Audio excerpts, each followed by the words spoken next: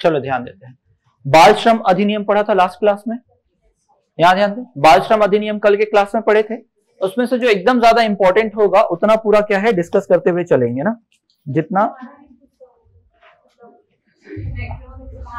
धारा नहीं है। आपको क्या पूछेगा, उसके अंदर की कहानी पूछेगा, वो आपको याद रखना है, ठीक है। उसके अंदर में क्या क्या कहानी है वो सब आपको क्या करना है, माइंड में रखना है।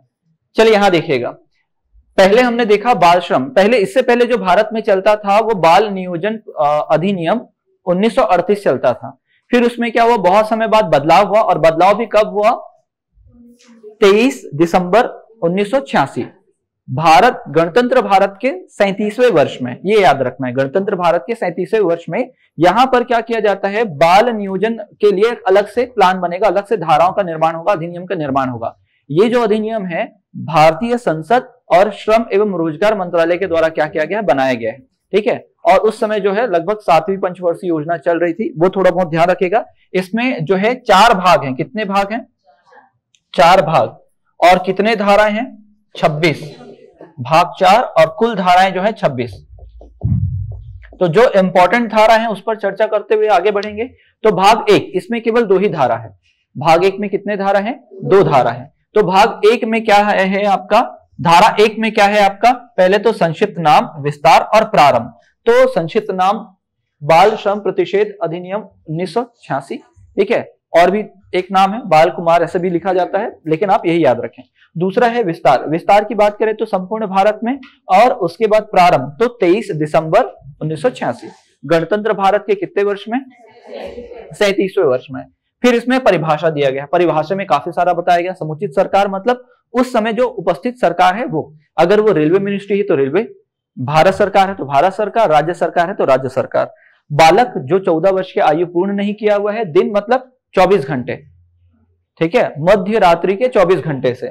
फिर स्थापन्य का मतलब है एस्टैब्लिशमेंट, इंग्लिश में बोलना चाहिए क्या, एस्टैब्लिशमेंट मतलब कोई कंपनी का एस्टैब्लिशमेंट। फिर अधिष्ठाता के संबंध में कुटुंब, कुटुंब मतलब क्या होता है, परिवार। तो जो भी ऑक्यूपायर है मतलब जो मालिक है उसका परिवार से संबंधित बात की गई है।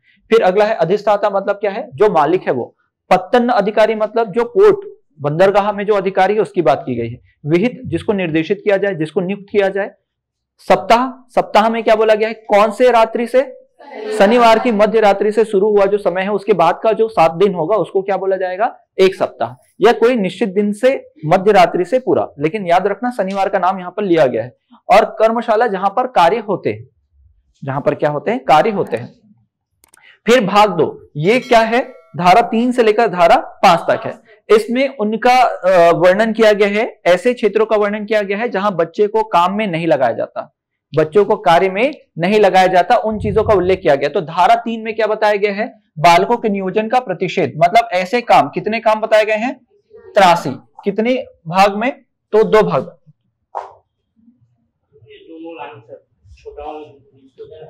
ठीक है, भाग का 3 का और 3 का, इसमें कुल मिलाकर कितने 83 कामों के बारे में बताया गया है।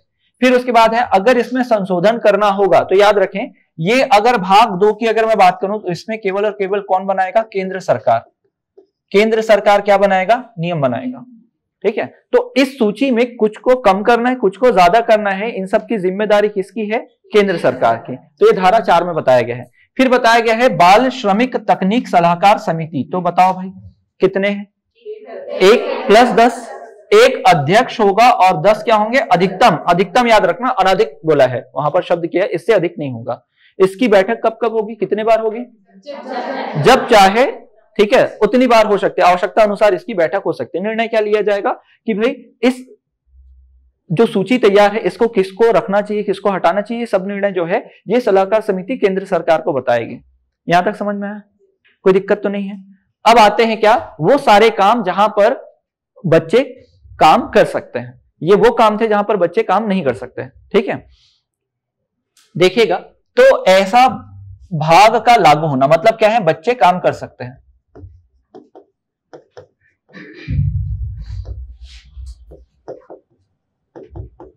बच्चे काम कर सकते हैं तो उनको रखा गया। अब इसमें बोला गया है कितने घंटे काम करेंगे, कालावधि कितनी होगी, तो अधिकतम कितना घंटे काम करेंगे, 6 घंटे। क्या बच्चे ओवर टाइम करा सकते हैं, नहीं, ठीक है। और लगातार कितने घंटे काम करने के बाद 1 घंटा विश्राम चाहिए, 3 घंटा काम करने के बाद 1 घंटा क्या चाहिए, विश्राम चाहिए ही चाहिए। ठीक है, और अगर मान लो विश्राम के साथ कितने घंटे समय होना चाहिए, 6 घंटे। उसमें अगर उसने वेट भी किया होगा काम चालू होने का तो भी वो समय जुड़ेगा। एग्जाम्पल के लिए मैंने क्या बताया, बच्चा अगर 10 बजे से उसका जॉब शुरू होता है तो 6 घंटे मतलब 4 बजे। अगर मान लो 2 घंटा हो गया और सामान आया ही नहीं है जो वो काम करता है, ठीक है, सामान नहीं आया तो 2 घंटा उसने वेट कर दिया, कितने बजे तक, 12 बजे तक, तो वो कितने बजे तक, 4 बजे तक ही काम करेगा, उसका जो समय रहेगा वो पूरा जुड़ेगा। समझ में? इसके अलावा उसी दिन में उसके 2 बार अलग अलग काम नहीं कराया जा सकता। जिस काम के लिए उसको अपॉइंट किया गया है वही वो काम करेगा। बेसिक थोड़ा थोड़ा नॉलेज ध्यान रखना, ये समझ में? अधिकतम 6 घंटे। फिर इसमें बदलाव भी किया गया है थोड़ा। क्या बदलाव किया गया है कि अगर मान लो कोई बच्चा है कि वो कहां काम करता है, किसी टीवी सीरियल में मान लो, तो अधिकतम कितने घंटे, 5 घंटे। वहां पर भी ये नियम बोला गया कि 3 घंटे लगातार काम करेगा, उसके बाद ब्रेक चाहिए। लेकिन ऐसे कोई काम के लिए उस जो व्यवसाय में संबंधित व्यक्ति होगा, जो मालिक होगा, उसको 6 महीने पहले क्या होगा, जिला मजिस्ट्रेट से परमिशन लेना पड़ेगा कि इस बच्चे को मैं ऐसा वाला काम करवाने वाला हूं करके। समझ में? ठीक है। और कितने से कितने बजे तक बच्चे को काम में नहीं रख सकते, शाम के 7 बजे से सुबह 8 बजे के बीच में उसको डिस्टर्ब नहीं कर सकते। इसके अलावा ये बोला गया है अगर कोई बच्चा है और उसके घर में पारिवारिक काम है तो वहां पर वो बच्चा कितना घंटे, 3 घंटे अपनी सेवा दे सकता है, मतलब 3 घंटे वो क्या देख सकता है, कार्य कर सकता है। फिर उसके बाद साप्ताहिक अवकाश के बारे में क्या बोला गया है, सप्ताह में 1 दिन निश्चित तौर पर उसको पूरे दिन की छुट्टी मिलनी चाहिए, पूरे दिन की छुट्टी। और मान लो कि वो जो छुट्टी है, हफ्ते का जो दिन है निर्धारित नहीं है, हमेशा बदलते रहता है, तो कितने दिन तक नहीं बदला जाएगा, एक बार बदलने के बाद 3 महीने तक उसको नहीं छेड़ा जाएगा, जो दिन रहेगा वही रहेगा। ठीक है, 3 महीने बाद उसमें बदलाव किया जा सकता है। फिर निरीक्षक को सूचना, अगर कोई कंपनी है, ठीक है, जो जहां पर बच्चे भी काम कर सकते हैं, लेकिन वहां पर क्या है, उस स्थान पर काम करने वाले व्यक्ति को जब उसने बच्चे को अपने यहां काम पर रखा है तो उसकी सूचना निरीक्षक को कितने दिन में देनी होगी, कितने दिन के भीतर, 30 दिन के भीतर उसको देना पड़ेगा। नहीं देगा बाय द वे तो उसको 1 माह का सजा और 10,000 रुपए का जुर्माना या दोनों लग सकता है। समझ में? वो देखेंगे ना आगे, ठीक है, वो अलग है। फिर उसके बाद आयु के बारे में अगर विवाद हुआ, अगर मान लो बच्चे के पास आधार कार्ड, पैन कार्ड, मतलब ऐसा कुछ भी नहीं हुआ जहां उसके आइडेंटिटी प्रूफ हो और उसका मतलब एज के बारे में पता चले, तो क्या होगा, विहित चिकित्सा अधिकारी को बुलाया जाएगा और उसका परीक्षण करेगा और उसके एज का निर्धारण करेगा। फिर रजिस्टर रखना, तो कंपनी का मालिक क्या होगा, रजिस्टर रखेगा जिसमें सब कुछ मेंटेन करेगा, बच्चे का एज, हमारा काम क्या है, ये सब फलाना फलाना बताएगा। इसमें भी बताता है वो कि मेरी कंपनी ये है, हमारे यहाँ इतना ये वाला काम होता है, मेरे यहाँ ये बच्चा, इस एज का बच्चा, इसकी आयु इतनी है और हमारा जो स्थान है वो यहाँ है। समझ में? ठीक है, यहाँ पर पूरा बताएगा कि हमारे घर, मतलब मेरे यहाँ इतने बच्चे काम करते हैं, इन सबका वर्किंग आवर ये है, इनको एक दिन छुट्टी मिलती है, ये सारा कुछ वहां पर लिख कर देगा। फिर 12 धारा 3 और धारा 4 की संक्षिप्त को अंतर्विष्ट करने वाली सूची का संप्रदन। ठीक है, तो यहाँ धारा 3 और धारा 4, तो धारा 3 में क्या है, 14 है, 14, तो धारा 3 में क्या है आपका, वो सूची। ठीक है, और धारा 14 में दिया हुआ है क्या, आपका शास्ति। इसके अंतर्गत अगर मान लो कोई भी दिक्कतें, शास्ति और कहां पर, धारा 3 में अगर कोई विवाद हुआ तो उसके अंतर्गत क्या है, सूचना संप्रदर्शन का अधिकार दिया गया है। किसको, केंद्र सरकार को। किसको, केंद्र सरकार या समुचित सरकार, समुचित सरकार। इधर वाले सेक्शन में आप पूरा ध्यान रखना। हाँ, समुचित सरकार, तो केंद्र भी आ सकता है, राज्य भी आ सकता है और रेलवे भी आ सकता है, कोई बैंकिंग इंस्टीट्यूशन भी आ सकता है जो गवर्नमेंट के साइड से है। ठीक है, फिर उसके बाद है स्वास्थ्य एवं सुरक्षा, इसकी जिम्मेदारी भी किसकी होगी, समुचित सरकार की। इधर वाला जो रहेगा समुचित सरकार, देखिए तो केंद्र सरकार लिखा शायद, क्या समुचित सरकार ना। ठीक है, तो ऊपर वाले में याद रखिए भाग अगर 2 है तो उसमें ज्यादातर क्या है, केंद्र सरकार है, और नीचे वाले में क्या है, आप देखेंगे समुचित सरकार देखेंगे। क्या देखेंगे, समुचित सरकार, मतलब इसके नीचे पूरा समुचित सरकार ही दिखेगा आपको। फिर उसके बाद अगर बात करें भाग 4 में, तो भाग 4 में क्या बोलना है, पूरा धारा 14 से लेकर 26 तक है, लेकिन इंपॉर्टेंट कहां तक है, 22 तक। कहां तक है, 22 तक। तो देखिएगा शास्ति, अब शास्ति के बारे में थोड़ा चर्चा करते हैं। शास्ति का मतलब होता है जुर्माना या दंड। अगर कोई व्यक्ति जो है बच्चे को काम पर रखा है जो धारा 3 में बोला गया और वैसे काम वो करवाएगा तो कितना, मिनिमम 3 माह और मैक्सिमम 1 साल, और जुर्माना 10 से 20,000 रुपए, 10 से 20,000 रुपए। अगर मान लो उसने सजा भुगत ली है फिर भी अगर वो गलती करता है तो 6 माह से 2 साल। ठीक है, इसी में परिवर्तन किया गया है 16 में। क्या बोला गया कि भाई अब 6 महीना और 2 साल होगा, ठीक है, और 20 से 50,000 रुपए का दंड है, बॉक्स में बना हुआ, ठीक है। अब मान लीजिए वो दूसरी बार गलती कर दे फिर से वही, अब तो क्या होगा, 1 साल प्लस 3 साल, 1 साल से 3 साल तक उसको सजा हो सकती है। थोड़ा सा ध्यान रखना, जुर्माना दूसरे बार वाले में जुर्माने के बारे में नहीं बोला गया है, डायरेक्ट सजा की बात की गई। पहले वाले में तो बच भी सकता है, सेकंड वाले में उसको डायरेक्ट सजा होगा। ये समझ में आया? अगर मान लो 86 का ही पढ़ें, क्योंकि देगा, अगर संशोधन पूछना होगा तो संशोधन लिखेगा उसमें, तो अगर संशोधन शब्द नहीं लिखा है तो सीधा सीधा याद करना है क्या कि 6 पहले तो 3 महीने पहले बार के लिए, 3 महीने 1 साल, 3 महीने से 1 साल 10,000 से 20,000 रुपए तक का जुर्माना, ठीक है, दोनों में से एक या दोनों। इसके अलावा जो है अगर मान लो दूसरी बार भी गलती किया तो वो 6 महीने, मिनिमम क्या है 6 महीना और मैक्सिमम 2 साल। यहां तक समझ में है? अगर संशोधन के बाद अगर पूछा जाए तो संशोधन में क्या बोला गया है, 6 महीने 2 साल और दूसरी बार 20 से 50,000, और दूसरी बार अगर गलती कर रहा है तो 1 साल से 3 साल, बस ये। फिर आगे देखते हैं, तो अपराधों के संदर्भ में वो प्रक्रिया कौन बनाएगा, प्रक्रिया कौन देखेगा? तो देखो ध्यान देना, कौन कौन दे सकता है कि अगर मान लो कोई अपराध हो रहा है और बच्चे को क्या किया गया है, खतरनाक जोखिम काम में डाला गया है, तो वो कैसे इसकी सूचना जो है बाहर देगा या सक्षम न्यायालय तक पहुंचाएगा? तो एक तो वो खुद पीड़ित व्यक्ति, तो कोई व्यक्ति स्वयं भी पहुंचा सकता है, या अगर पुलिस निरीक्षण के लिए गया है तो भी बता सकता है, या जो निरीक्षक अधिकारी होता है, निरीक्षण अधिकारी, ये भी जाकर बता सकता है। किसको बताएगा? जो सक्षम न्यायालय होगा, जो इस बात को देख सकता है, उनको जाकर बताएगा। फिर निरीक्षक की नियुक्ति कौन करता है? ठीक है, समुचित सरकार करेगा। इधर वाला जो भी है धारा 2 के बाद डायरेक्ट क्या लिखेगा? समुचित सरकार। एक जगह बस है कठिनाई दूर करना, तो कठिनाई में केंद्र याद रखना, बस कठिनाई में क्या है? केंद्र, ठीक है। फिर यहां नियम बनाने की भी शक्ति किसकी होगी? समुचित सरकार। नियमों और अधिसूचनाओं का संसद और राज्य विधानमंडल के सक्षम या समक्ष रखना। अगर केंद्र सरकार बना रहा होगा तो संसद में पेश करेगा, और राज्य बना रहा होगा तो राज्य विधानमंडल में पेश करेगा।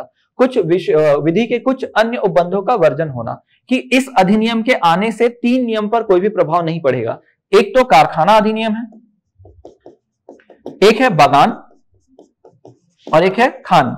इनमें किसी भी प्रकार का कोई भी परिवर्तन नहीं होगा। तो ये जो अधिनियम है बाल श्रम वाला, ये कहां कहां पर लागू नहीं होगा? कारखाना, बागान और खान में। फिर उसके बाद क्या है? कठिनाई को दूर करने की शक्ति जो है किसके पास है? केंद्र सरकार। तो धारा भाग 2 तक केवल केंद्र सरकार है, उसके बाद केंद्र सरकार आपको यहां मिलेगा। बाकी सब जगह क्या है? समुचित सरकार लिखा हुआ है। और निःसरण या विवर्तन, इसका मतलब यह है कि अगर कोई नियम अगर समाप्त हो रहा होगा तो इस धारा के तहत समाप्त होगा, अगर किसी को छुपाना होगा, ढकना होगा तो इसके तहत। तो इसके तहत कौन सा धारा को समाप्त किया गया है? बाल नियोजन या बालक नियोजन। नियोजन कब है? 1938। कोई दिक्कत तो नहीं है?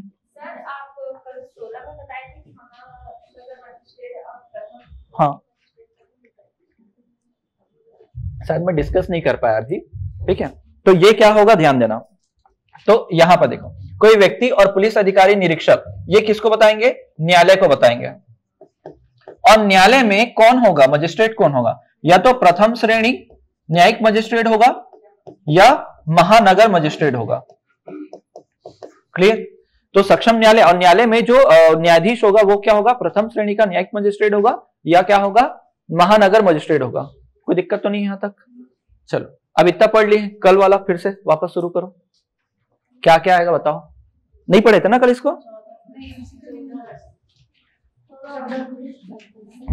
बालक से क्या आशय है?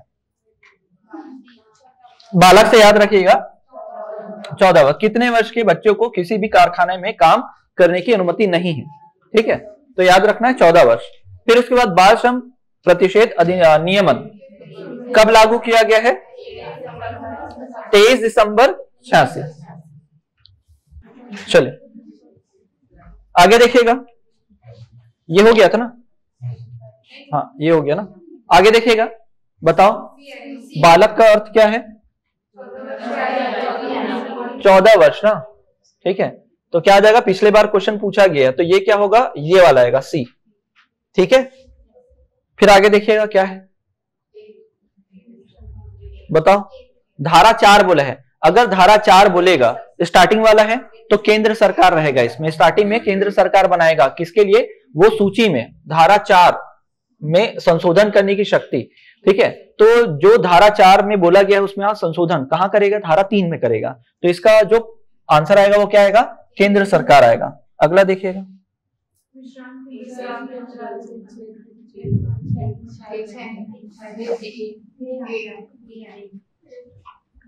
क्या आएगा, ए, विश्राम के अंतराल सहित 6 घंटे।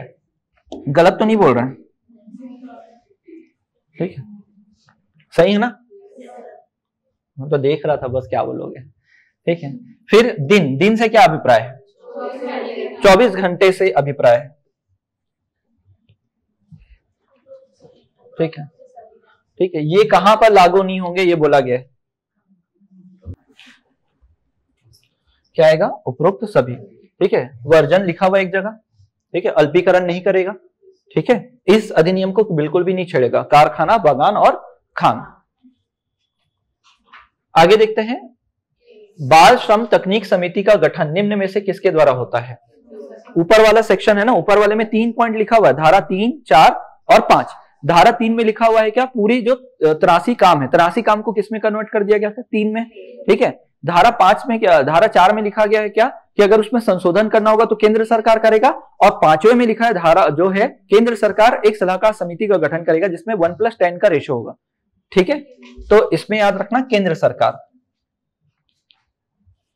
आगे देखिएगा क्या रहेगा, 1+10, कोई दिक्कत तो नहीं इसमें, ठीक है। कौन कर रहा है इसका गठन, कौन से धारा में, धारा 5 में। आगे देखिएगा, इस अधिनियम के अंतर्गत निम्न में से कौन सा कथन सही नहीं है, बताना है, सही नहीं है, ठीक है। तो किसी बच्चे से एक दिन में 2 जगह काम नहीं कराया जा सकता, सही है, 2 जगह काम नहीं कराएंगे, एक ही जगह काम कराएंगे। बच्चे से निर्धारित समय से ज्यादा काम नहीं कराया जा सकता, बिल्कुल सही है, ठीक है। छुट्टी का समय मिलाकर किसी बच्चे के एक दिन में कितने घंटे से ज्यादा काम नहीं कराया जाएगा, सही है। 2 घंटे काम करने के बाद 1 घंटे की छुट्टी विश्राम के लिए दी जाएगी, तो 2 घंटे बोला है कि 3 घंटे बोला है, 3 घंटे, तो ये गलत है। 3 घंटे काम करेगा फिर 1 घंटे का क्या मिलेगा, विश्राम मिलेगा, ठीक। चलो आगे देखो, अगर कोई मालिक किसी बाल मजदूर को काम पर रखता है तो उसकी जानकारी कितने दिन के भीतर निरीक्षक को देनी होगी, कितने, 30 दिन के भीतर देनी होगी, कितने दिन के भीतर, 30 दिन के भीतर देनी होगी। आगे देखिएगा, अंतर्गत स्वास्थ्य एवं सुरक्षा, ये आगे वाला पॉइंट है, केवल कठिनाई में आपको याद रखना है कि उसमें केंद्र सरकार है, बाकी सब जगह यहाँ पर कौन है, समुचित सरकार। तो यहाँ पर क्या है, समुचित सरकार। समुचित सरकार क्या करेगा, निर्णय लेगा, ठीक है, देख लो एक बार, ठीक है।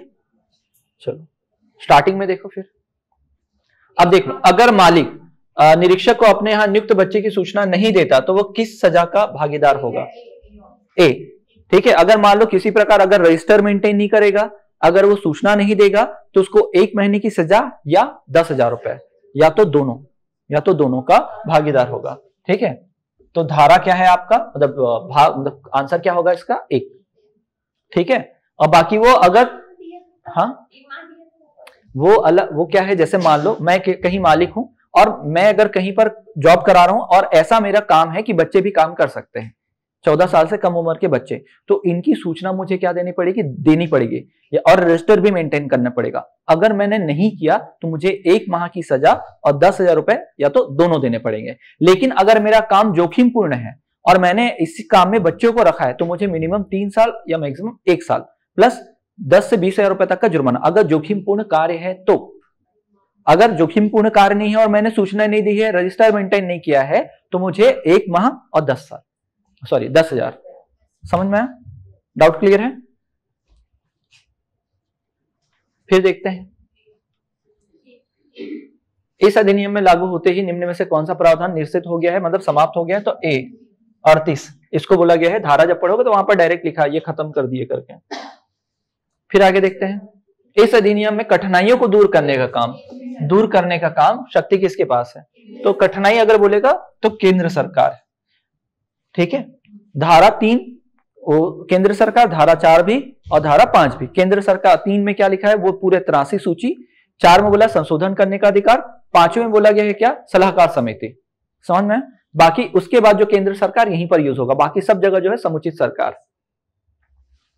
फिर मामलों की सुनवाई जो है प्रथम श्रेणी ना, प्रथम श्रेणी के न्यायिक मजिस्ट्रेट श्रेणी के नीचे अवर लिखा था, तो यहां पर याद रखना नीचे न्यायालय नहीं जाएगा, ठीक है, उसके नीचे नहीं जा सकते, इसके ऊपर ही आपको लेके जाना पड़ेगा। फिर बाल मजदूरी की मनाही है, तो इनमें से कहीं काम नहीं करेगा ना, वो साबुन बनाने की फैक्ट्री में, अगरबत्ती बनाने में, रेलगाड़ी का माल ढोने में, तो यहां पर कहीं भी वो काम नहीं करेगा। एक जगह आया था, उसमें चौबच्चे भी एक जगह लिखा हुआ था, ठीक है, वो स्पेलिंग मिस्टेक है उसमें। फिर देखो, कोई व्यक्ति इस अधिनियम के प्रावधान का उल्लंघन करने हेतु एक बार सजा भुगत चुका है, एक बार सजा मिल चुका है उसको, और क्या है, पर दोबारा इस अधिनियम के प्रावधानों को उल्लंघन करता है तो सजा क्या होगी, कितना होगा, 6 माह से 2 वर्ष। अगर मान लो संशोधन के अनुसार बोलता, 2017 के संशोधन के अनुसार, तो फिर क्या होता, 1 से 3 वर्ष हो जाता। 1 से कितना होता, 3 वर्ष। ठीक है, कोई बात नहीं, इसको नोट करो। हाँ, उसमें स्पेस जितना था उसके हिसाब से है, ठीक है। अगर मान लो इसमें संशोधन लिखा होता, क्या लिखा होता, संशोधन लिखा होता, तो यह वाला लाइन आ जाता। दोबारा अगर गलती कर रहा है तो क्या हो जाएगा, 1 से 3, ठीक है। और नहीं, 1 वर्ष से 3 वर्ष है, 1 वर्ष से 3 वर्ष। संशोधन के बाद अगर बोला जाए तो, क्योंकि यहां पर संशोधन शब्द का प्रयोग नहीं किया था हमने, को पहले वाला ही याद रखना है। समझ में? एक आध क्वेश्चन और होगा, देखो आगे। इस अधिनियम के अंतर्गत निम्न में से कौन अपराधों की शिकायत संबंधित न्यायालय में कर सकता है? न्यायालय में कौन जा सकता है? पीड़ित व्यक्ति भी जा सकता है, अधिकारी भी जा सकता है, निरीक्षक जा सकता है। तो ये क्या आ जाएगा, उपरोक्त सभी। तो एक काम करो, इसको आप लोग क्या करना, जो लाइव क्लास में स्क्रीनशॉट लेके रखो, ठीक है, लिख लेना इसको। समझ में आया? इसमें अगर संशोधन 2017 संशोधन के अकॉर्डिंगली पूछता, तो इसमें दूसरी बार अगर वो अपराध कर रहे तो 1 साल से 3 साल हो जाता। समझ में आया? ठीक है। दूसरा इसमें याद रखना है कि वो पीड़ित व्यक्ति जाकर बताएगा न्यायालय में। फिर ये लास्ट क्वेश्चन है, क्या लिखा हुआ है, इस अधिनियम के अंतर्गत निम्न में से क्या जरूरी है? कार्यस्थल में बच्चों के लिए भोजन की व्यवस्था, कार्यस्थल में बच्चों के लिए शयन कक्ष, काम करने वाले बच्चों को सप्ताह में 1 दिन छुट्टी। तो ये सभी याद रखेगा। इसमें वही है, एक जगह आया था, स्वास्थ्य और सुरक्षा की जिम्मेदारी जो होती है समुचित सरकार की, तो समुचित सरकार जो है वो पूरा हिसाब किताब करेगा कि ये सारा व्यवस्था होना चाहिए, खाना पीना मिलना चाहिए, आराम करने के लिए कक्ष होना चाहिए, और क्या होना चाहिए, सप्ताह में 1 दिन छुट्टी होना चाहिए। ठीक है, तो बेसिक चीजें हैं, ध्यान रखना। तो ये वाला एक्ट खत्म हो गया। आप कौन सा पढ़े? टोनी प्रताड़ना? अरे रिवीजन तो करना है क्या? चलो देखते हैं कितना याद है आप लोग को, देखा जाए कितना याद है। ठीक है, तो टोनी प्रताड़ना अधिनियम राज्य सरकार के द्वारा बनाया गया, तो इसको बोला जाता है छत्तीसगढ़ टोनी प्रताड़ना निवारण अधिनियम 2005। ठीक है, 26 सितंबर 2005 को यहाँ पर राज्यपाल ने हमारे क्या किया था, साइन किया था, और 4 दिन के बाद 30 सितंबर को ये क्या हो गया, पूरे छत्तीसगढ़ में लागू हो गया। ठीक है, इसमें कुल कितनी धाराएं हैं? 16 धाराएं। कितनी धाराएं हैं? 16 धाराएं। ठीक है, और 56वें वर्ष में 56 ईयर में क्या हुआ है, ये बना है, मतलब लागू हुआ है। ठीक है, गणतंत्र भारत के। यहां तक समझ में आया? ठीक है, अब यहां से देखते हैं क्या, धारा 16 है, तो 16 में क्या क्या दिया हुआ है? पहला दो तो वही रहता है आपका, क्या क्या, संक्षिप्त नाम, विस्तार और प्रारंभ। नाम तो यही है, छत्तीसगढ़ टोनी प्रताड़ना निवारण अधिनियम 2005। विस्तार पूरे छत्तीसगढ़ में, प्रारंभ 30 सितंबर 2005 को। परिभाषा यहाँ पर टोनी, पहचानकर्ता, ओझा, दंड और हानि और संहिता, इसके बारे में बताया गया है। तो मेरे ख्याल से टोनी के बारे में बताना नहीं पड़ेगा। जिसके पास ऐसा पावर हो जो बुरी नजर, काला जादू के साथ किसी व्यक्तियों, समाज, पशु और जीवित वस्तु को क्या कर सके, हानि पहुंचा सके या अहानि पहुंचाने का आशा है, या तो बोले कि मेरे पास ऐसे शक्ति हैं, वो टोनी। या उसको नाम भी क्या हो सकता है, डायन, टोन्हा या और कोई नाम, ऐसा बोला गया है। फिर पहचान करता, मतलब वो व्यक्ति जो पहचान करे कि मुझे लगता है ये है, या किसी दूसरे को बोले, ठीक है, जिससे उस व्यक्ति की प्रतिष्ठा या किसी प्रकार उसको क्षति पहुंचा सके, ऐसा हो सकता है, तो वो पहचान करता। फिर ओझा, जो ये बोले कि मैं तो ये इलाज कर सकता हूं। ठीक है, वो हो गया। फिर हानि कितने प्रकार की? 4, मानसिक, शारीरिक, आर्थिक और प्रतिष्ठा। बाकी दंड संहिता 73 बोला गया, 1973 उसके बारे में बताया गया है। अब ये है कि तीसरा ये बोला गया है कि ये धारा किसी अन्य का अल्पीकरण नहीं करेगा। समझ में आया? जो दंड प्रक्रिया है वो अलग है और ये अलग है, ये ना तो उसको बढ़ाएगा ना तो कम करेगा।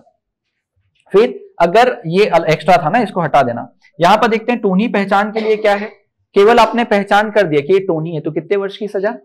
3 वर्ष प्लस कितना जुर्माना? कितना जुर्माना? जुर्माना नहीं बताया गया है। जुर्माना तो लिया जाएगा और ये कारावास भी होगा कठोर, जुर्माना नहीं बताया गया ना यहां पर। ध्यान रखना, वो जुर्माना न्यायालय डिसाइड करेगा कि उसको कितना जुर्माना लेना, ताकि वो मुआवजे के रूप में उस पीड़ित व्यक्ति को दे। फिर आपने टोनी बोलकर किसी को मारपीट दिया है, 5 वर्ष प्लस जुर्माना। और स्वयं को अगर उपचार करने वाला बताओ, मतलब क्या बताओ? ओझा बताओ। खुद को बोल रहे हो क्या? ओझा के लिए क्या बोला गया है? या तो ओझा बोला जाएगा या तो अन्य कोई नाम, पढ़े ऐसा, ठीक है? तो उसको 5 साल प्लस जुर्माना। अब आओ 7वीं की तरफ। 7वां धारा क्या बोलता है कि खुद को टोनी बोलने का दावा, तो इसमें क्या है? 1 वर्ष प्लस जुर्माना। जुर्माना तो तीनों में है भाई, लेकिन यहां पर अगर अपराध प्रयास करने पर दंड, तो ये बोला गया है कि अगर मान लो धारा 4, 5 और 6 के तहत अगर आपने कोई अपराध किया है या ऐसा करने वाले हैं, आपका आशय था, तो आपको निश्चित तौर पर क्या होगा? दंड के भागी होंगे आप। फिर उसके बाद है विचारण, कौन करेगा? प्रथम श्रेणी का न्यायिक दंडाधिकारी, प्रथम श्रेणी का न्यायिक दंडाधिकारी। फिर संज्ञेय और अजमानती। संज्ञेय का मतलब क्या होता है? बिना वारंट के आपको गिरफ्तार किया जा सकता है, प्लस उसमें जमानत भी नहीं होगा। समझ में आया? फिर उसके बाद बात करते हैं 11 में दंड संहिता के बारे में बात किया गया है, 73 का और 58 का, दोनों के बारे में बात किया गया है, तो हमारे काम का नहीं है। जुर्माने का निर्धारण के विषय में कौन करेगा? न्यायालय करेगा। न्यायालय बोलेगा कि कितना जुर्माना लिया जाए, और इस जुर्माने के दौरान क्या है, ये पूरा चीज देखा जाएगा कि उस बंदे का अगर चोट लगा है, कितना व्यय हुआ है, मानसिक शारीरिक नुकसान कितना हुआ है, और उसके प्रतिष्ठा को कितना, तो वो सब कुछ देखकर क्या करेगा? जुर्माने की रकम जिसने उसको परेशान किया है, ठीक है, जिसको टोनी बोला गया है, किसने बोला है और किसने मारा है, उन सब पर ये क्या लगेगा? जुर्माना लगेगा। कितना लगेगा वो न्यायालय निर्धारित करेगा। और उस जुर्माने को धारा 13 में बताया गया, दिया जाएगा किसको? मुआवजे के रूप में पीड़ित व्यक्ति को। कितना दिया जाएगा? पूरा या आंशिक दिया जाएगा। पूरा या कितना दिया जाएगा? आंशिक दिया जाएगा, ठीक है। मुआवजा दे दिया हमने। फिर क्या है, ये वाद जो है कहां नहीं लाया जा सकता? सिविल न्यायालय में नहीं आएगा। सिविल न्यायालय में इस वाद को बिल्कुल भी नहीं उठाया जा सकता। समझ में आया? यहां पर नहीं आएगा। फिर इसके बाद सद्भावनापूर्ण की गई कार्यवाही, ये बताया था। अगर मान लो कोई किसी को, अगर पूरा ग्रुप जा रहा है मारने के लिए और आप उस समय वहां पर उपस्थित हो, आप एक अधिकारी हो, ये समान नगर, और आपने क्या किया? जिस व्यक्ति को मारने जा रहे हैं आप उसको बचाने के लिए उसको ही उठाते हैं और जेल में बंद करवा देते हैं ताकि उसकी जान बच जाए, तो उस स्थिति में आप पर कोई कार्यवाही नहीं होगी, क्योंकि आपकी जो कार्यवाही थी वो क्या थी? उसकी जान बचाने की थी। फिर विधि बनाने की शक्ति, नियम बनाने की शक्ति राज्य सरकार का अधिनियम है। हो गया। पहली बार पढ़े तो समय लगा था, समझ ही नहीं आ रहा था। देखते हैं क्या है। टोनी प्रताड़ना निवारण अधिनियम लागू 30 सितंबर 5, वही वाला क्वेश्चन है जो हमने लास्ट क्लास में किए थे। कोई व्यक्ति किसी को या अन्य व्यक्ति को समाज में टोनी घोषित कर रहे हैं, पहचान कर रहे हैं, तो 3 वर्ष। फिर इसके बाद आगे देखते हैं, यदि कोई व्यक्ति स्वयं को टोनी घोषित करता है, तो बताओ स्वयं को अगर टोनी घोषित करे तो, ठीक है, 1 वर्ष, ठीक है।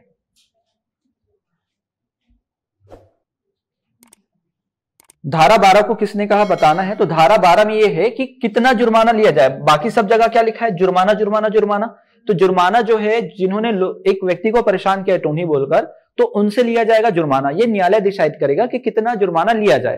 तो जो पीड़ित व्यक्ति है उसको देखा जाएगा कि अगर उसके घर में नुकसान पहुंचाया है, उसको मारे पीटे हैं और साथ में इलाज में उसका कितना पैसा खर्च हुआ, उन सबको चीज को देखकर क्या किया जाएगा? जुर्माना निर्धारित किया जाएगा। उसी जुर्माने को मुआवजे के तौर पर दिया जाएगा, या तो पूरा का पूरा दे दिया जाएगा या तो अंश को दिया जाएगा। फिर देखते हैं टोनी प्रताड़ना निवारण अधिनियम के अंतर्गत कहां नहीं लाया जा सकता ये बात? सिविल न्यायालय में नहीं आएगा। आगे देखते हैं, ये क्वेश्चन लास्ट टाइम आया भी था 56वें वर्ष में, तो पहले दूसरे लाइन से ही क्वेश्चन बन गया था। चलिए आगे देखिए। टोनी से विपरीत काला जादू, बुरी नजर, रीति हानि पहुंचाएगा, रखता है ना, शक्ति रखता है, ठीक है, या हानि पहुंचाने का आशय रखता है, तो किसको किसको हानि पहुंचा सकता है? व्यक्ति को, व्यक्तियों को या समाज को, पशु को या जीवित वस्तु को। तो यहां क्या आएगा? उपरोक्त सभी आएगा। क्या आएगा? उपरोक्त सभी। आगे देखिएगा, टोनी प्रताड़ना निवारण, झाड़ फूक है ना, झाड़ फूक, टोना टोटका, तंत्र मंत्र या अन्य द्वारा उपचार करता है, तो वो क्या कहलाता है? ओझा या अन्य कोई नाम। आगे देखिएगा, जब कोई व्यक्ति किसी भी समस्या माध्यम से टोनी के रूप में पहचान करता है, तो पहचान हो रहा है ना, ठीक है, तो वही पहचान वाला कौन सी धारा में दिया? धारा 4 में।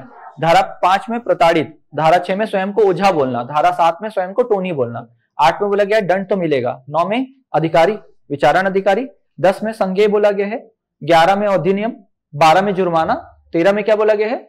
मुआवजा, फिर 14 में क्या है? सद्भावनापूर्ण की गई कार्यवाही, नहीं, वो क्षेत्र का प्रवर्जन दिया है, फिर 15 में दिया है सद्भावनापूर्ण कार्रवाई, लास्ट में नियम बनाने की शक्ति। तो ऐसे ही बोल के याद रखना है आपको, ठीक है। एक अधिनियम को एक दिन में, एक अधिनियम एक दिन में बस पढ़ना, आपको याद हो जाएगा। आगे देखिएगा, टोनी प्रताड़ना निवारण अधिनियम के अंतर्गत दंडनीय समस्त अपराध कैसे होंगे? धारा 10 के तहत क्या होंगे? संज्ञेय और अजमानतीय। अगला देखिएगा, टोनी प्रताड़ना निवारण की परिभाषा कितने चीजों को परिभाषित किया गया है? 5 चीजों को परिभाषित किया गया है। जो छोटा उसको याद कर सकते हैं, बाकी जो लंबा है उसको छोड़ ही देना। फिर क्या है? टोनी प्रताड़ना निवारण में कुल कितने धारा हैं? 16 धाराएं। कितनी धाराएं हैं? 16। आगे देखते हैं, टोनी, छत्तीसगढ़ टोनी निवारण अधिनियम में क्या अभिप्राय है? भूत जादूगर को बोलेंगे क्या? नहीं, जो बुरी नजर रखे या काला जादू का जानकार, उसको क्या बोला गया है? टोनी। आगे देखते हैं, अधिनियम अनुसार पहचानकर्ता कौन? ऑप्शन ही याद करके बैठ गए हो क्या? क्या होगा कि वह व्यक्ति जो किसी अन्य व्यक्ति को टोनी के रूप में क्या करे? उपदर्शित करे, ठीक है। तो ये हो गया। आगे देखते हैं, पहचानकर्ता, सेम क्वेश्चन आ गया है। अधिनियम से संबंधित विचारण किसके द्वारा? विचारण किसके द्वारा किया जाएगा? धारा 9 के तहत प्रथम श्रेणी के न्यायिक दंडाधिकारी, धारा 9 में दिया है ना विचारण। फिर देखते हैं, टोनी प्रताड़ने के लिए दंड का प्रावधान। टोनी प्रताड़ित अगर आपने किया है तो दंड कहां मिलेगा? कहां बताया गया? 5 में। कितने साल?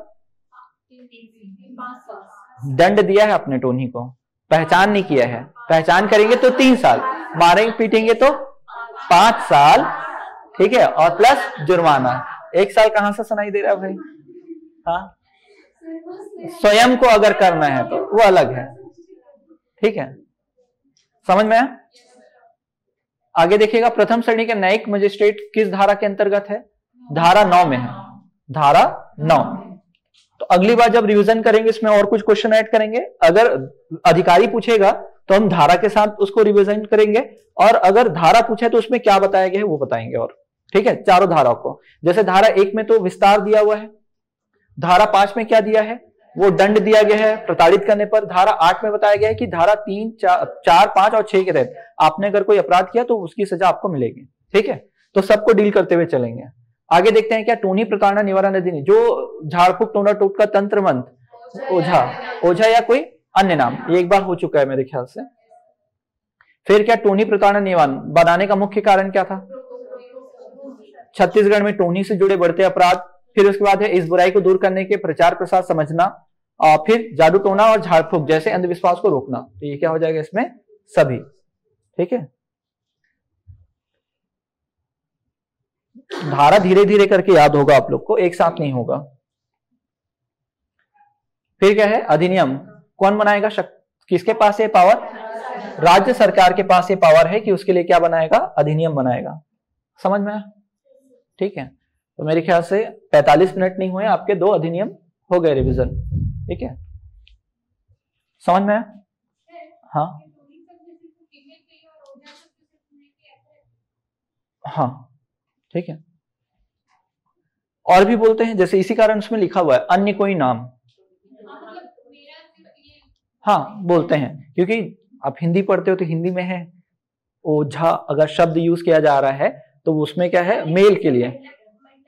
नहीं, महिला पुरुष नहीं बोला गया है। तो देखो महिलाओं के लिए हम टोन्ही शब्द, तो इसमें टोन्हा भी बोला गया है ना, टोन्हा बोला गया ना शब्द, तो वहां पर अन्य कोई नाम भी तो प्रयोग किया गया है। यहां पर ये भी याद रखें ना, अन्य कोई नाम, ठीक है, ये भी तो बोला गया है। तो फीमेल के लिए भी अलग से यूज किया जा सकता है।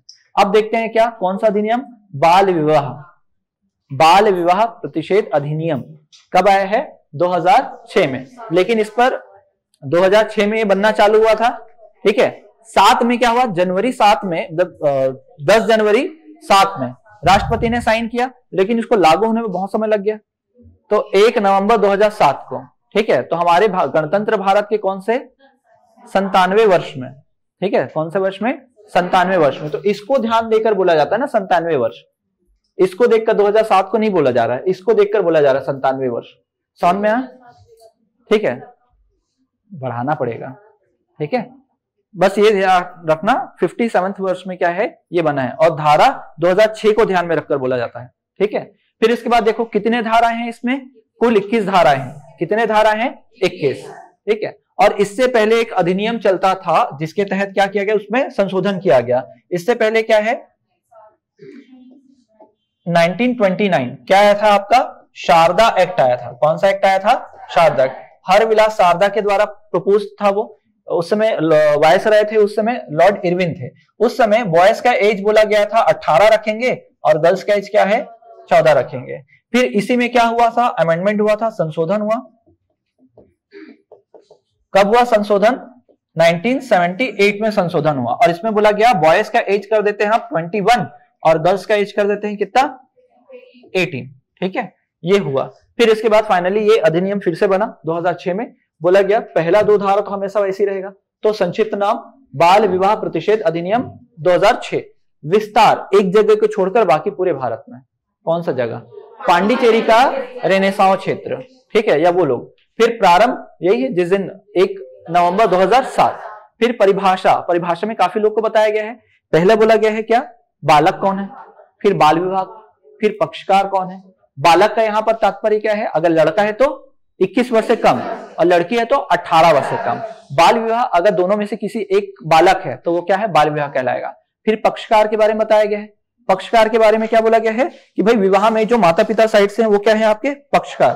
फिर यहाँ पर प्रतिषेध अधिकारी के बारे में बताया गया है कि प्रतिषेध अधिकारी कौन होगा। फिर इसके बाद बताया गया है क्या, कि न्यायालय कौन सा, तो यहाँ पर न्यायालय जो सबसे पावरफुल रहेगा वो जिला न्यायालय रहेगा। फिर वयस्क को परिभाषित किया गया है, अवयस्क को परिभाषित किया गया है। तो काफी सारी चीजों को यहाँ परिभाषित किया गया है। फिर धारा 3, आने वाले पक्षकार जो बालक हैं, विकल्प सुन्नीकरण करना, ठीक है। अब मान लो विवाह करवा दिया गया है, अगर मामला न्यायालय में नहीं गया है तो ये क्या है, वैलिड विवाह है। लेकिन किसी प्रकार ये मामला न्यायालय में चले गया तो इस विवाह को अगर शून्य करना होगा तो या तो वो बालक जिसका विवाह हुआ है या तो उसके पक्षकार या मित्र कोई भी जाकर, या तो वो जो प्रतिषेध अधिकारी है वो किसी न किसी तरीके से क्या हो, उस न्यायालय तक ये बात पहुंचाएगा। लेकिन कब पहुंचाएगा, तो याद रखना विवाह के बाद कभी भी, लेकिन किससे पहले, वयस्क होने के 2 साल पहले, ठीक है। इसमें लास्ट टाइम हम लोग थोड़ा आगे पीछे हो गए थे, तो इसमें याद रखिएगा कि अगर विवाह हो गया है, लड़का मान लो इस समय केवल 15 वर्ष का है, कितने वर्ष का है, लड़का 15 वर्ष का है, बॉय जो है 15 वर्ष का है, और ये विवाह उसको शून्य करा, तो 15 वर्ष से कभी भी कितने में, 21 वर्ष में वो क्या होता है, वयस्क होता है, ठीक है। तो उसके 23वें बर्थडे से पहले उसको क्या करना होगा, मतलब 23वें साल से पहले उसको अपील करना होगा, नहीं तो वैलिड रहेगा ये, ठीक है। अब ये समझ में आया, कोई भी तो मतलब विवाह के कभी भी कौन, या तो वो खुद, अगर बालिग नहीं हुआ है तो उसका कोई संरक्षक या उसका मित्र या कोई प्रतिषेध अधिकारी इस बात को न्यायालय तक लेके जाएगा और इस विवाह को शून्य कराएगा। अब दिक्कत की बात यह है कि 3 में तो बोल दिया विवाह शून्य, लेकिन इसमें कौन है अभी, उनकी वो पत्नी है, ठीक है। तो लड़का और लड़की दोनों है। तो अगर लड़का वाद लेकर गया है कहां पर, न्यायालय के पास, कि मुझे इस न्यायालय को, मतलब विवाह को शून्य करना है, तो महिला को क्या देना होगा, भरण पोषण, ठीक है। तो भरण पोषण कब तक देगा, जब तक उस महिला का दूसरे बार विवाह नहीं हो जाएगा, पुनर्विवाह तक उसको क्या देना होगा, भरण पोषण देना होगा। अब मान लो शादी जो है, शादी हुई है और वो लड़का अल्पवयस्क है, ठीक है, तो उस समय जो है, जो लड़की है उसका भरण पोषण करने की जिम्मेदारी लड़के के माता पिता की होगी, ठीक है। तो यहां पर देखते हैं, वापस आते हैं भरण पोषण में। तो भरण पोषण में इस समय वापस आते हैं, तो अगर लड़का पक्षकार है, लड़का गया है विवाह शून्य कराने, तो उसको लड़की को कब तक भरण पोषण देना होगा? जब तक उसका पुनर्विवाह नहीं होगा। इसमें पूरा देखा जाएगा कि स्टैंडर्ड ऑफ लिविंग क्या है लड़के का, परिवार का पूरा, और फिर उसके हिसाब से मुआवजा निर्धारित किया जाएगा। फिर अगर लड़की गई है तो न्यायालय निर्धारित करेगा कि इसका भरण पोषण की जिम्मेदारी किसकी होगी, कहां इसका निवास होगा। समझ में आया?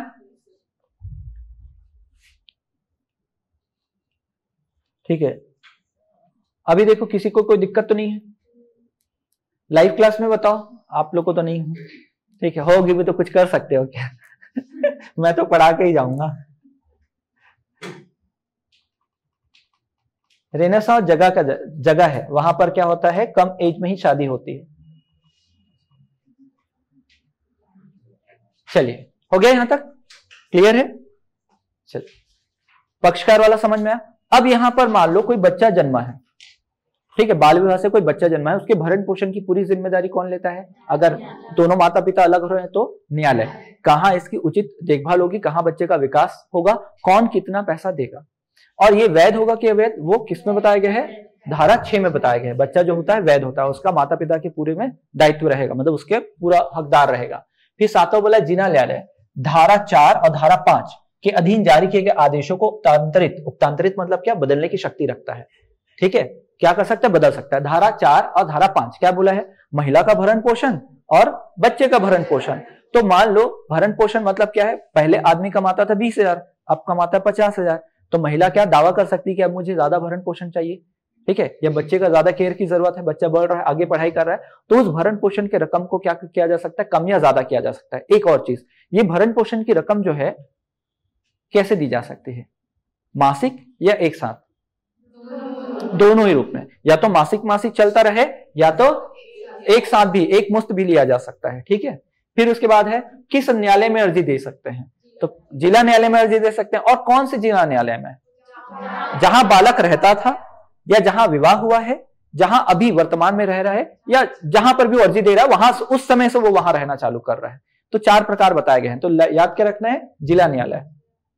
ठीक है, अब इसके बाद देखो, बाल विवाह करने वाला अगर पुरुष है, तो मान लेते हैं यहां पर जब विवाह हुआ था तो लड़का जो है 22 साल का है, ठीक है, लड़का जो है 22 साल का है, लेकिन अगर लड़की जो है वो 17 साल की है, ठीक है, लड़की जो है 17 साल की, तो इस केस में बाल विवाह तो यह है, लेकिन ये लड़का तो बालिग है, ठीक है, तो इसको कितने साल का सजा होगा?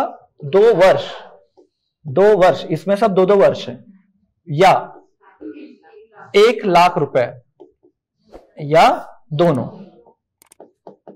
यहां पर स्लैश ध्यान रखना ना, या तो दो, ठीक है, 2 वर्ष, ठीक है। यहां क्यों ऐसा बोला गया है? या बच्चे के माता पिता ने बोला होगा कर ले बेटा, कर ले करके, तो वो क्या होगा? दूसरे के सुझाव में उसने विवाह कर लिया, बालिग तो है लेकिन हो सकता है दूसरे के सुझाव में उसने विवाह कर लिया होगा, तो इसलिए बच्चों को यहाँ पर क्या है? थोड़ा सा रिलैक्सेशन है, या तो 2 साल जाए या तो 1 लाख रुपए दे दे, या तो उसको क्या देना पड़ेगा? दोनों। तो इसमें बस या है याद रखें। अगर विवाह का अनुष्ठान जिसने करवाया है, मान लेते हैं पंडित जी को ये ज्ञात नहीं है कि ये दोनों बालक हैं, तब तक तो ठीक है, लेकिन अगर उसको ज्ञात है फिर भी वो अगर विवाह करा रहा है तो क्या होगा? 2 वर्ष प्लस 1 लाख, याद रखना, 2 वर्ष प्लस 1 लाख। अगर उस दौरान पूरे लोग, परिवार के लोग मौजूद हैं तो इन सब पर सजा होगी, और सजा में क्या बोला जाएगा? वही 2 वर्ष और 1 लाख, तो प्लस इधर 1 लाख है, यहां बस यह वाला शर्त था, ठीक है, लेकिन यहां पर महिलाओं को क्या नहीं मिलेगा? कारावास की सजा नहीं होगी, ठीक है, केवल जुर्माना देना पड़ेगा, कारावास नहीं होगा महिलाओं को। मान लो माता पिता सब लोग हैं वहां पर, माता को जेल में नहीं डाला जाएगा 2 साल के लिए, वो केवल क्या दे सकती हैं? जुर्माना दे सकती हैं। समझ में आया? ठीक। फिर अगला है कौन सी परिस्थितियों में जो अवयस्क है बालक के विवाह को शून्य कर दिया जाएगा? तो मान लो बालक को बहला फुसला कर ले जाया गया है, बोला गया काम दिलाएंगे, पैसा मिलेगा, लेकिन बेचारे का शादी करवा दिया गया, ठीक है, धोखा दे दिया गया उसको। फिर या तो उसको क्या डरा धमका कर विवाह करवाया गया है, या ऐसी परिस्थितियों में जो वो करना नहीं चाहता था और उससे करवाया गया है, तो ऐसी स्थिति में न्यायालय क्या करेगा? किसी भी प्रकार के विवाह को शून्य कर देगा। उसमें भरण पोषण नहीं मिलेगा ना किसी को, याद रखना। लड़के को जबरन क्या किया गया है? डराया धमकाया गया है, बहलाया फुसलाया गया है, इसमें भरण पोषण की जिम्मेदारी नहीं होती, वो क्या हो जाएगा? पूरा शून्य हो जाएगा। आगे देखते हैं। हाँ, चाहे लड़की को डर हो सकता है, अगर मान लो कहीं बाहर ले जाकर अगर डराया धमकाया गया है तब, ठीक है, डराया धमकाकर अगर हुआ गया है तब। यहां तक समझ में आया। अब देखिए आगे, व्ययादेश। तो व्ययादेश जारी करने की शक्ति किसकी होती है? न्यायालय की। और इसमें किस प्रकार के न्यायालय वो होंगे न्यायाधीश? प्रथम श्रेणी के न्यायिक होंगे ना, दो होंगे ना यहाँ पर। ये आदेश जारी करने का पावर कौन सा होता है? ये तो प्रथम श्रेणी का न्यायिक अधिकारी या महानगर का जिला मजिस्ट्रेट, तो ये दोनों याद रखना, उसके पास पावर है। अगर इसका कोई उल्लंघन कर रहा है तो क्या हो जाएगा? कहीं भी उल्लंघन हुआ तो इसको विवाह को क्या माना जाएगा? शून्य माना जाएगा। ये बोला गया है धारा 14 में। अपराधों का संज्ञेय और क्या होना? अजमानती, बिना वारंट की गिरफ्तारी हो सकती है और अजमानती रहेगा। प्रतिषेध अधिकारी 16 में क्या बोला गया है? प्रतिषेध अधिकारी। इसका मतलब क्या है? हर जिले में, हर क्षेत्र में क्या होगा? प्रतिषेध अधिकारी होगा। ठीक है, इसकी नियुक्ति कौन करेगा? राज्य सरकार करेगा। ठीक है, एक बार देखना, बाल प्रतिषेध अधिकारी को लोक सेवक होना। ठीक है, फिर सद्भावना पूर्ण की गई कार्यवाही में क्या है? संरक्षण। फिर राज्य सरकार की नियम बनाने की शक्ति। फिर अगर कोई भी संशोधन होगा तो धारा 20 के तहत संशोधन होगा। और निरसन और विवृत्ति। तो इसका मतलब यह है कि अगर मान लो कोई ऐसा ही कोई नियम है तो या तो उसको हटा सकता है पूरा पूरा, या तो उसके कुछ धाराओं को छुपा सकते हैं। जैसे कि अभी आपने किसमें देखा? बाल संरक्षण अधिनियम में। बाल संरक्षण अधिनियम जब आया था, ठीक है, तो उसमें बाल संरक्षण बोल रहा हूं, बाल श्रम, ठीक है, तो उसमें आपने देखा क्या कि 1938 का धारा पूरा पूरा क्या हो गया? अबोलिश हो गया, खत्म हो गया। देखते हैं थोड़ा बहुत क्वेश्चन बना के, बताओ। लागू हुआ बोला है ना, राष्ट्रपति के द्वारा स्वीकृत नहीं बोला है। राष्ट्रपति के द्वारा अगर स्वीकृत होता तो ये वाला डेट करते हैं। ठीक है, वैसे अभी क्या आएगा इसमें? आपका आंसर 1 आएगा। ठीक है, चलिए, क्लियर है? ठीक है, अब देखते हैं क्या इस अधिनियम में बालक क, पहले बालक, फिर बाल विवाह, फिर उसके बाद पक्षकार। ठीक है, ऐसे बताया गया है। तो 2 क, कोई दिक्कत तो नहीं है।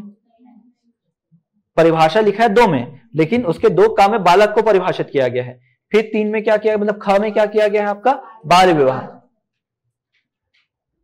इस अधिनियम के अनुसार वह व्यक्ति बालक की श्रेणी में आता है जिसकी आयु इसकी वर्ष से क्या हो?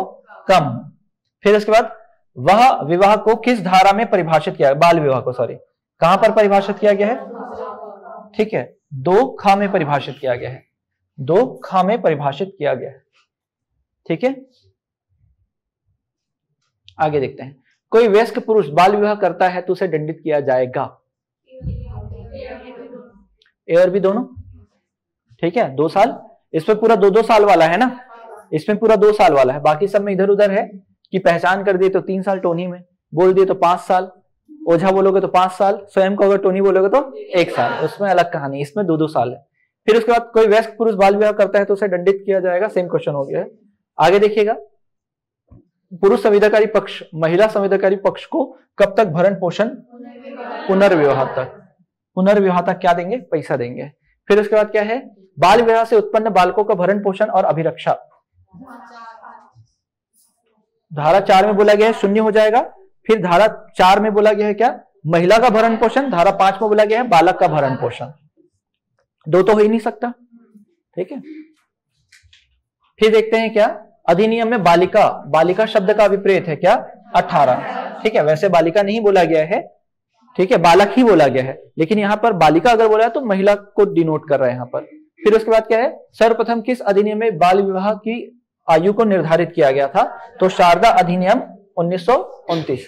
हरविलास शारदा के बारे में आप पढ़िएगा जाकर ना। यहां तक क्लियर है?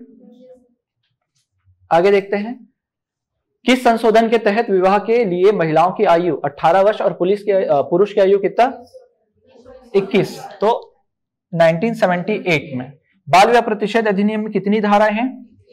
21 धाराएं हैं। इस अधिनियम के तहत कोई विवाह बाल विवाह माना जाता है।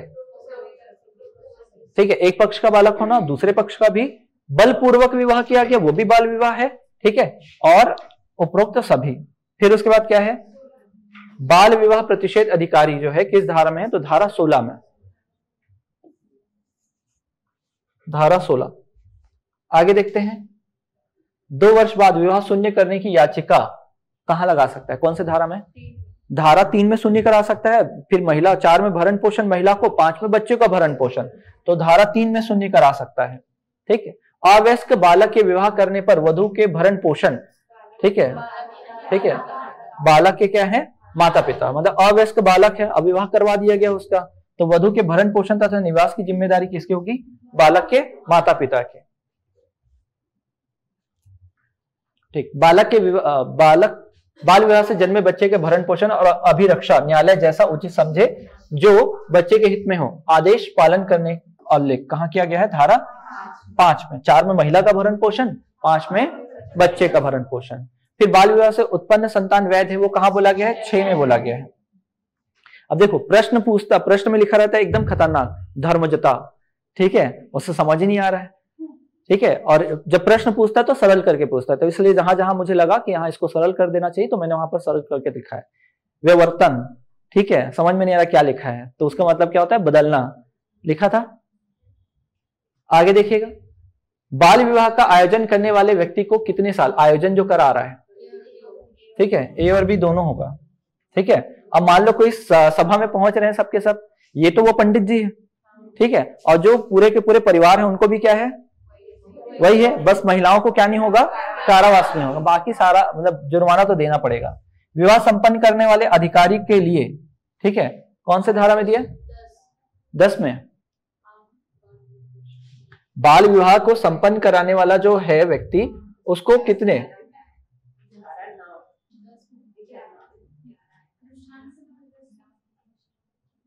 अनुष्ठान, अनुष्ठान बताओ,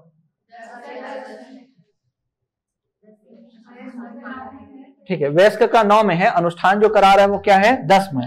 तो वयस्क का है किसमें, यहां पर पुरुष का है, अगर वो बालिग है तो यहां पर अनुष्ठान जो करा रहा है, अनुष्ठान जो करा रहा है, और यहां पर क्या है, परिवार बोल देता हूं सीधा सीधा, यहां पर कौन है, परिवार वाला। ठीक है। तो यहां पर अनुष्ठान संपन्न कराने वाला क्या है, धारा 10। फिर देखते हैं, विवाह संपन्न कराने वाली महिला को किस दंड से दंडित नहीं किया जाएगा, कारावास से दंडित नहीं किया जाएगा। कैसी परिस्थितियों में बाल विवाह को निरस्त या शून्य माना जाएगा, बालक को जबरदस्ती विवाह के लिए तैयार करना, विवाह के प्रयोजन के लिए बालक को खरीदा या बेचा जाना, दोनों। ठीक है, क्या हो जाएगा, दोनों। फिर देखते हैं क्या, न्यायालय के निषेधाला क्या है, निषेधाज्ञा के बाद भी अगर बाल विवाह पर अपराध माना जा रहा है तो वो क्या है आपका, संज्ञेय और गैर जमानती है। फिर क्या है, संज्ञेय और जमानती के बारे में बताया गया, बताओ। धारा 16 में तो अधिकारी है ना, प्रतिषेध अधिकारी है। 15 है, आप लोग बताओ। ठीक है, संज्ञेय अधिकारी। फिर उसके बाद क्या है, बाल प्रतिषेध अधिकारी को लोक सेवक 17 में बोला गया। धारा 17 में उसको सुरक्षा मिली, बोला गया कि वो क्या है, एक लोक सेवक है। हो गया। चलिए, फिर धारा 19 के तहत नियम बनाने के संदर्भ में शक्ति किसको दी गई है, राज्य सरकार को दी गई है। किसको दी गई है, राज्य सरकार को। हो गया, बस 1-2 क्वेश्चन और है, 4-5 क्वेश्चन फिर हो जाएगा। बाल विवाह प्रतिषेध अधिनियम किस अधिनियम को समाप्त करता है, बाल विवाह निरोधक अधिनियम 1929। ठीक है, इसको हटाता है। नर बालक से क्या अभिप्राय है, तो जिसकी आयु क्या होगा, ठीक है, नर बोला है ना, ठीक है, तो याद रखना जिसकी आयु 21 वर्ष से कम हो। अगर केवल बालक से अभिप्रेत है तो ये ए और सी होता, ए और सी दोनों हो जाता फिर, लेकिन यहां नर बालक बोला है। फिर देखते हैं क्या, अधिनियम समाप्ति के संदर्भ में बंद कहां दिया गया, धारा 20 याद रखें। जो भी अगर समाप्ति के बारे में बोलेगा तो धारा 20 याद रखिएगा। धारा 21 है ना, इसमें 21 में ये आना चाहिए। ठीक है, ठीक है, 21 में कहां है, चल 20 में आएगा ना, ठीक है, 20। फिर उसका देखो, विवाह के लिए दोषी माने जाते हैं कौन, माता पिता, बालिका के माता पिता, बाल वधू और महिला में सम्मिलित व्यक्ति, सभी, मतलब जो जो उस विवाह में शामिल होंगे ना, लड़का लड़की तो है, माता पिता है, पूरे परिवार है, पंडित है, सबके सब क्या है, दोषी। आगे देखिएगा, निम्नलिखित में से बालक कौन है, तो ये हो चुका है। तो यहां पर देखो केवल बालक शब्द का प्रयोग किया गया है, तो लड़का 21 साल से कम है, लड़की 18 साल से कम है, तो यहाँ क्या आ जाएगा, ए और बी दोनों।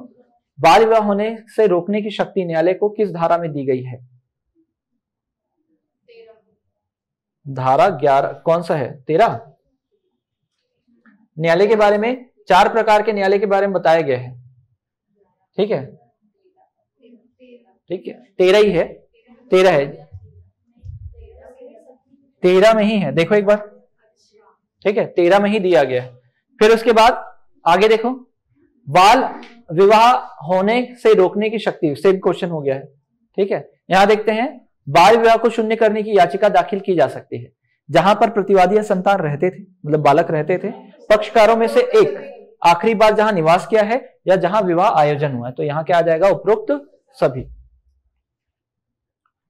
फिर है बाल विवाह प्रतिषेध अधिकारी सद्भावनापूर्ण की गई कार्यवाही, धारा 18, ठीक है, सद्भावनापूर्ण की गई कार्यवाही। थोड़ा सा ऐसा लग रहा है कि मिक्सअप हो रहा है, तो जाके उस पर पढ़ना आप, ठीक है। अब क्या मार्क करना, सद्भावनापूर्ण, तो 3-3 करके याद करना। जैसे आज हमने 3 अधिनियम पढ़े हैं, तो जो जहां पर मिस्टेक हो रहा है कि 3 चीजें देखना कि प्रतिषेध अधिकारी कहां दिया है, ठीक है, फिर उसके बाद आदेश जारी करने का अधिकार किसके पास है, और वहां पर सजा सुनाता कौन है। तो एक में लिखा है केवल प्रथम दंडाधिकारी, प्रथम श्रेणी का, और दूसरे में लिखा है क्या, 2 में लिखा है क्या, प्रथम श्रेणी का दंडाधिकारी और महानगर का न्यायिक मजिस्ट्रेट, तो ये दोनों दिया है, तो यहाँ पर क्या है आपका था। फिर अगर देखिएगा, इस अधिनियम की धारा 13 के तहत बाल विवाह प्रतिषेध करने के लिए आदेश कर सकता है कौन, ए और बी दोनों। लास्ट पेज में है, अब क्या है, बाल विवाह के लिए किसे दंडित किया जाता है, दंडित जो है ए और बी दोनों को दंडित किया जाता है, लेकिन इनको क्या नहीं मिलता, कारावास की सजा नहीं होती, दंड तो मिलता है ना, ठीक है। तो ए और बी दोनों आएगा यहां पर, तो जल्दबाजी में गड़बड़ी मत कर देना, आपके दिमाग में आएगा कि कारावास तो नहीं हो रहा है करके, दंड दोनों का मिलेगा, बस उनको कारावास की सजा नहीं होगी। फिर बाल विवाह करने वाले पुरुष वयस्क को दंड किया जाता है, धारा 9 में, धारा 9 में पुरुष, धारा 10 में पंडित जी अनुष्ठान, और धारा 10 में पूरा 11 में परिवार के बारे में बताया गया। हो गया, लास्ट है अब, बाल विवाह प्रतिषेध राष्ट्रपति की स्वीकृति कब मिली थी, 10 जनवरी 7, और हिंदू विवाह अधिनियम 55 की धारा 18 को प्रतिस्थापित करता है, तो धारा 20, ठीक है, धारा 20 के तहत प्रतिस्थापित किया गया है, ध्यान रखें। तो हो गया ये, ठीक है, ये भी आपका खत्म। तो 3 धारा हमने क्या कर लिया है, पढ़ लिया है। कल कोई दूसरा अधिनियम पढ़ेंगे, आराम से पढ़ेंगे, अगले हफ्ते हम लोग खत्म कर सकते हैं।